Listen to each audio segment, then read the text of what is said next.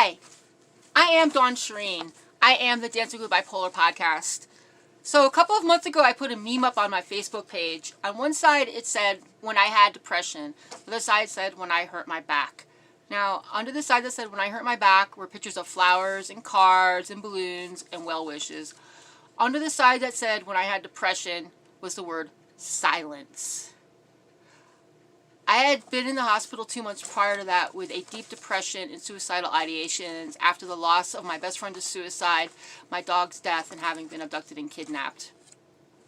A now ex-friend commented, "Everyone can relate to temporary illness, pain, depression, sadness, etc. It's easy to comment, been there, done that, etc. But a debilitating, chemical, ongoing, life-threatening depression, not everyone can possibly understand, DawnSherines. So by default, we send love and prayers. God knows." To which I responded, coming out of the psych hospital is exactly the same as coming out of a regular hospital, except you don't get visits, well wishes, meals, cards, or even a text to see if you're feeling better. Invisible prayers and love from people who promised to check up on me when I was in the hospital and did not are worthless. I've never had cancer, or a stroke, or diabetes, or a heart attack, all debilitating, yet I wouldn't turn my back on a friend because I didn't firsthand experience it. You have just epitomized the stigma I am trying to change. God knows all the people that shaded me. To which she responded, "Honesty about an existing stigma is not a profession of position. I hope you don't really despise honesty. I don't think you do you, DawnSherines?" To which I responded, "I despise ignorance. It's not okay to continue perpetuating something that is damaging from a biased opinion."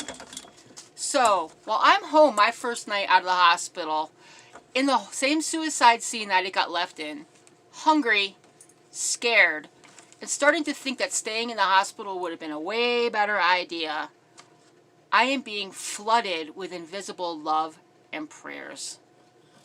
As you can well imagine, this relationship did not improve. Her pithy attitude towards perpetuating the misinformation of something or somebody being acceptable as long as it's widely believed to be the truth amongst a majority of peoples, regardless of the collateral damage it creates for generations and sections of society, is archaic. It's difficult to be honest with people about mental health when oftentimes their primary depiction of someone with a mental health challenge is The Shining or Halloween. The only way to start to bridge the stigma gap is through honesty. But if you're going to be intimidated or scared of me because of a mental health diagnosis due to a Hollywood stereotype, then we have a big issue to remove straight away. So let's do that right now. Ready? How much in Hollywood is true? Why would you believe this one thing?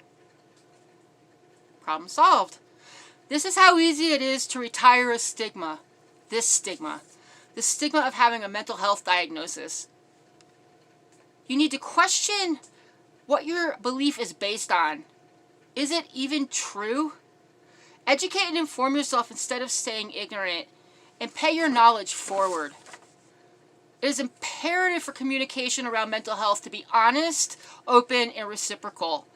Those of us with a diagnosis will feel safer opening up and being authentic with our illnesses, knowing we are in an environment that we are not being judged in and there is no preconception of who we are. Ask questions. Listen and hear our answers. And think about what you've learned.